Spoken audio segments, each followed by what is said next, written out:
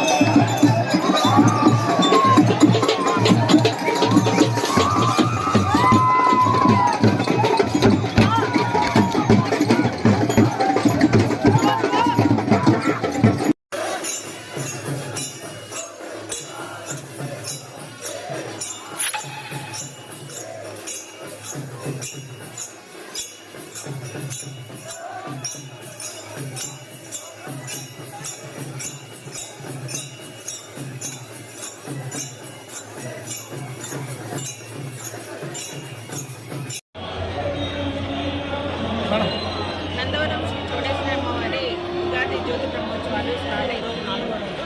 ఈరోజు రాత్రి 12 గంటలకి అమ్మవారి దృష్టించుకొని పెట్టడం జరుగుతుంది. దీని తర్వాత జ్యోతులు ప్రారంభమయ్యి వెంకటేశ్వర స్వామి గుడి దగ్గర నుంచి మన అమ్మవారి దగ్గరికి జ్యోతులు తీసుకొని వస్తారు. ఇందులో కావాల్సిన బట్టి మిగతా అన్ని సౌకర్యాలు కూడా కల్పించడం జరుగుతుంది. ఈ సౌకర్యాలు భక్తులందరూ ఉపయోగించుకొని మంచి అమ్మవారి దర్శనం చేసుకొని అమ్మవారి పాత్రలు కావాలని తెలుస్తుంది. విద్యార్చన ప్రాతకాల పుణ్యాది కార్యక్రమాలన్నీ కూడా అదేవిధంగా సాయంకాలం విశేష సహస్రనామాది కుంకుమార్చనలు విశేష పూజా కైంకర్యాలన్నీ కూడా జరిగింది. అదేవిధంగా రాత్రి 12 గంటలకు అమ్మవారికి విశేష పూజా కైంకర్యంతో పాటు అమ్మవారికి విశేష పెట్టడం అనేది అనాదిగా వస్తున్నటువంటి సాంప్రదాయం.